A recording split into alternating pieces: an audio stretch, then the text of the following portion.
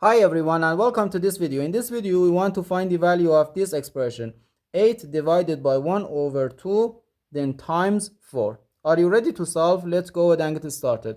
1 over 2 times 4 equals 4 divided by 2.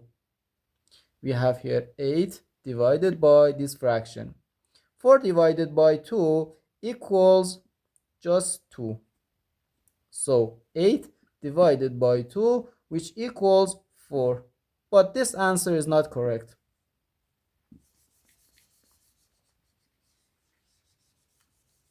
Because according to the order of operations, division and multiplication have equal priority and we have to work from left to right. So first this division and then this multiplication.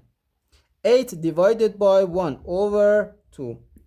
Here, according to the KCF rule, K stands for keep, C stands for change, and F stands for flip. Keep the first fraction, change division to multiplication, and flip the second fraction. So we can write 8 times 2, then times 4.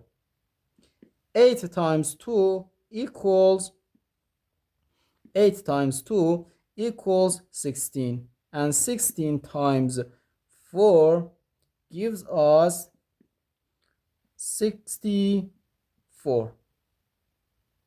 So our final answer to this problem is just 64.